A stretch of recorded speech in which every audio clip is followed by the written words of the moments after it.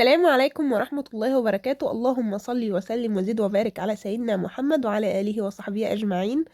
ازيكم يا بنات؟ عاملين ايه؟ يا رب دايما تكونوا بخير وصحة وعافية وستر من الله.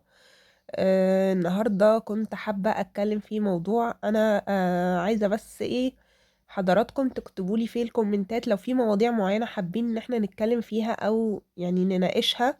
اكتبوها لي في الكومنتات. وايه المواضيع اللي مش حابين ان احنا نناقشها برضو اكتبوها لي في الكومنتات. تمام. انا النهارده حابه اتكلم في موضوع انا ما كنتش حابه اتكلم فيه اصلا ولا اتطرق اليه نهائي، بس الموضوع خد يعني ايه، مسار ما ينفعش ان هو يدخل فيه وخلاص، اللي هو ايه، فاض بينا كلنا، فاض بينا خلاص. يعني الموضوع يعني ما عادش ينفع ان هو يتسكت عليه. اتمنى بس لو نوعية الفيديوهات اللي انا بقدمها ونوعية المواضيع اللي احنا بنتكلم فيها عجبتك في الروتين، ما تنسيش بس تعملي اللايك وكملي معايا الفيديو للاخر عشان نشوف الموضوع اللي هنتكلم فيه النهارده. ابتديت كده النهارده، اول يوم نزلت فيه ولادي الحضانة، نزلت محمد ان هو ايه، يلعب ويلاقي اطفال في سنه يلعب معاهم، وكمان علشان يحل معاه مشكلة الكلام لأن لسانه تقيل شوية. وكمان أروى بنات زي ما قلت لكم هي في مرحلة تأسيس، فصعب قوي إن أنا أقعدها فترة طويلة. أنا اديتها أجازة حوالي شهر كده من غير حضانة من غير حاجة، من بعد ما المدرسة اديت لهم أجازة. تمام. فنزلتها اللي هي ايه، حتى لو ما خدتش حاجة جديدة هي يعني ايه، بتراجع على القديم. طبعا ما ينفعش تقعدي طفل وهو في مرحلة التأسيس. صحيت كده نزلتهم وجيت فطرت كده. بصوا يا على الروقان والهدوء والنظافة. دخلت كده اوضتهم، لميت اللعب اللي كانوا لاعبين فيها. تمام. لان بالليل صراحة كنت متدشدشة، مش قادرة اعمل اي حاجة، مش عارفة دور البرد ده مش راضي يسيبني ويمشي ليه، وكمان الكحة كمان مبهدلاني. يلا نسأل الله العفو والعافية. كنت عايزة اقول لكم ايه، يعني ظبطت كده الأوضة وطلعت المخدات والبطانية بتاعتهم في الشمس. انا الشباك بتاع الأوضة بتاعتي جايب الشمس على السرير كله، فعشان كده ما طلعتش البطانية ولا المخدة بتاعتي. تمام. طلعت كده بقى ايه، غيرت القناة بتاعت التلفزيون، القناة اللي انا نفسي احذفها من على وش الدنيا. عارفة؟ بس ايه بقول اهو يعني اتفرجوا عليها. فناس هتقولي في الكومنتات ابنك مثلا ما بيتكلمش او لسانه تقيل عشان انتي بتتفرجي على التلفزيون كتير. بصوا يا بنات، انا مش بفرجه على التلفزيون كتير، يعني انا مقسمه وقت التلفزيون، محمد شويه، اروى شويه، كل واحد ذوقه في يعني في التلفزيون مختلف. اروى بتميل مثلا عايزه توم وجيري، عايزه كذا، ده عايز حاجه ايه، تشغله. فانا بحاول على قد ما اقدر ان انا اقلل الشاشات.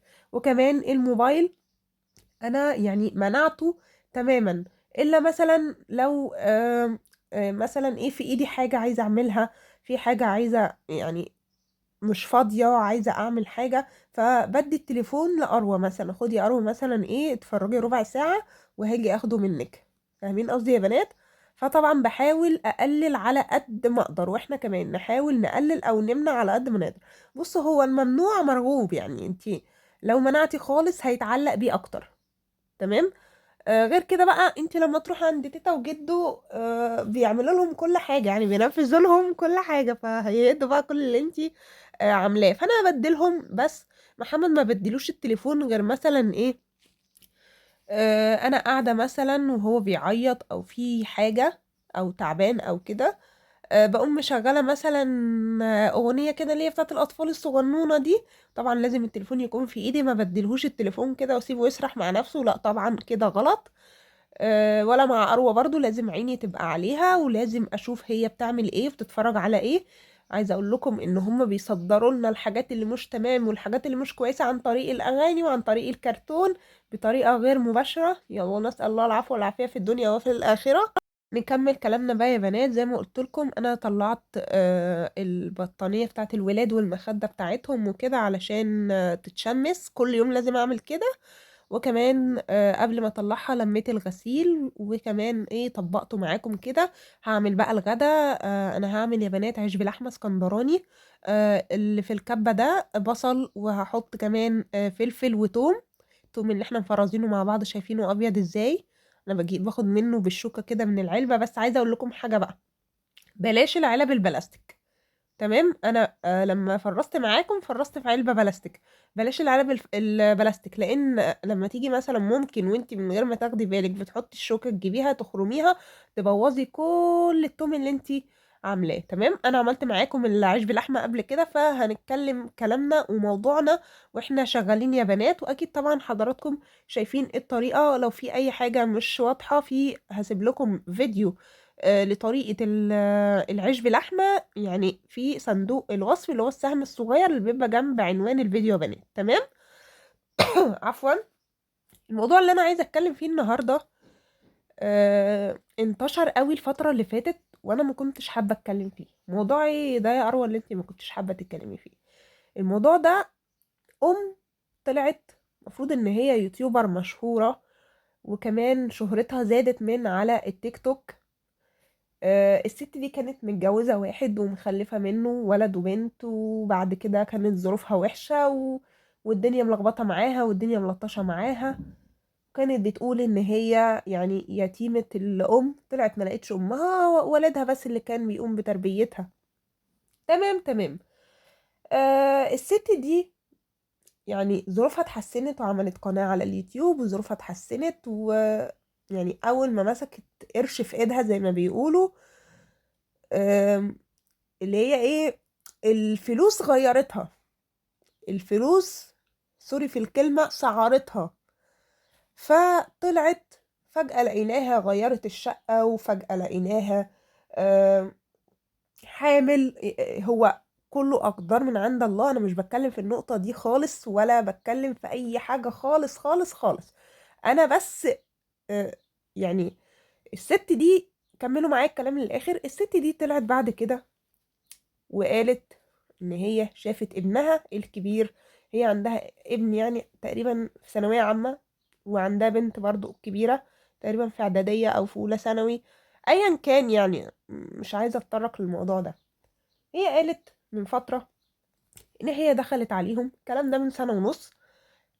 دخلت عليهم لقيتهم في حاجة مش كويسة ما بينهم. مش عايزة اوضح اكتر من كده، اكيد الكلام واضح. تمام. جاية بعد سنة ونص، ايا كان انت صادقة او مش صادقة او كدابة يعني. تمام. انا ما يشغلنيش اذا كنت صادقة ولا كدابة. انا اللي يشغلني ايه؟ اول حاجة، سكتي عليهم سنة ونص وجاية تفضحيهم بعد سنة ونص. دي حاجة. تاني حاجة، لما انت عندك بلوى زي دي في البيت، تمام، انا هتكلم في حالة لو صادقة وحالة لو كدابة. لو عندك بلوى زي دي في البيت، سبتيهم ليه؟ يعني انت يعني اتطلقتي من جوزك ورحتي اتجوزتي عيل صغير اكبر من ابنك او بنتك ب7 سنين، وقلتي السن مش مشكلة. دي مش مشكلتي، كل واحد حر يعني في تفكيره. انت حرة، دي حاجة، دي حياتك، انت حرة فيها. تمام. وما اعلنتيش كده لان الناس كلها، وحملتي الناس كلها مفكرة ان انت غيرتي الشقة، يعني بولادك بحياتك بجوزك بكلك، وان انت حامل من جوزك اللي هو ابو الولد والبنت. تمام. هي كان عندها 4 اولاد. تمام.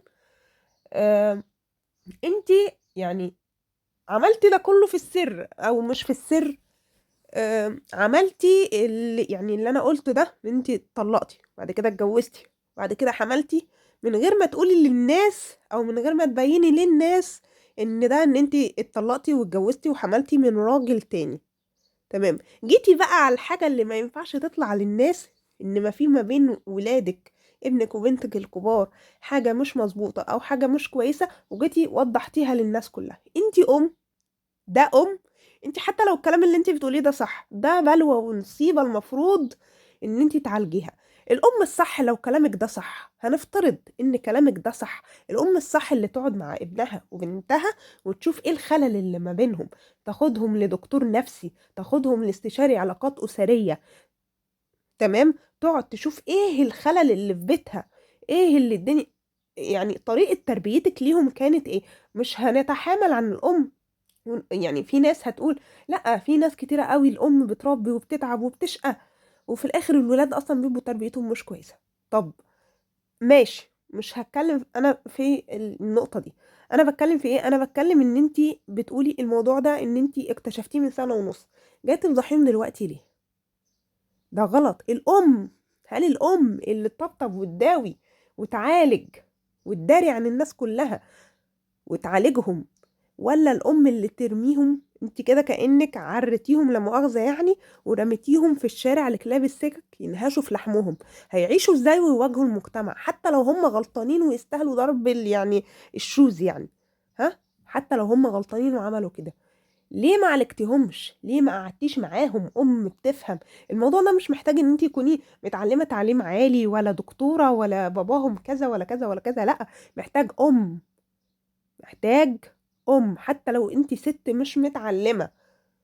ما ياما امهاتنا واجدادنا ما كانوش متعلمين التعليم ولا واخدين الدكتوراه ولا الماجستير ولا الكلام ده خالص، طلعونا وربونا احسن تربية. يعني هل امهات الدكاترة والمهندسين دول ناس متعلمة تعليم عالي؟ في ناس ما بتعرفش الالف من الواحد من اي حاجة خالص. تمام؟ انتوا فاهمين قصدي يا بنات؟ كنت فين وهم كده؟ ده لو افترضت ان كلامك صح. افترض بقى ان كلامك غلط، ها؟ ولادك طلعوا ردوا عليكي وقالوا ان انتي كنتي بتعملي حاجات مش كويسة من ورا باباهم، وان انتي ست مش كويسة. عايزة اقولك ان انتي ست مش كويسة، وولادك اولاد برضو مش كويسين. انتي لا عرفتي تربيهم ولا حضرتك يعني شفتي تربية من الاساس. وانا متأسفة جدا جدا جدا على الكلام اللي انا بقوله ده، لاني ما كنتش احب اقوله ولا اظهر معاكم بمظهر زي ده يا بنات. تمام؟ لمي ولادك وحاجة على ولادك. انت كده فضحتيهم فضيحة العمر كله، هيتعايروا بيها طول العمر. اخر كلمة عايزة اقولها واللي هو المغزى بقى من الموضوع ده كله: الست المصرية اشرف واطهر من الاشكال اللي بتطلع زي دي. انت زيك زي ايه؟ زيك زي اللي بتطلع تعري نفسها وتقول انا مصرية ونتعاير بيها بره. يعني الدول العربية نفسها بتعايرنا بيكو. اه، شوف المصرية بتعمل ازاي. اه، ده اكيد بقى المصريين كلهم كده. نظرتنا احنا يعني نظرة الناس لينا احنا هتبقى عاملة ازاي؟ اتقوا الله، اتقوا الله وتربوا، وبلاش الفلوس تعميكم عن تربية ولادكم. اتقوا الله. غير كده بنات، انا عايزة اوجه رسالة للناس او الدول اللي هي مش يعني الدول العربية اللي هم مش مصريين، على دماغنا وعلى راسنا، وكمان الدول الاجنبية، ان الحاجات دي ما بتستخباش، ده عار وبيفضل ملازمنا العمر كله.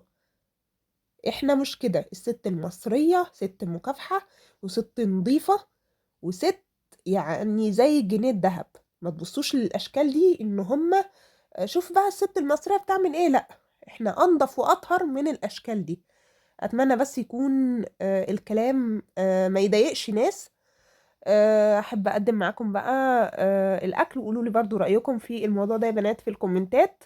شايفين بقى العيش بلحمه تسويته عامله ازاي؟ خطير بجد.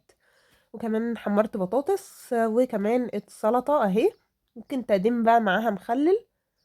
اتمنى فيديو النهارده يكون عجبك. ما تنسيش تعمل لايك الفيديو واشتراك في القناه وتفعل الجرس عشان يوصل لك كل جديد. والسلام عليكم ورحمه الله وبركاته.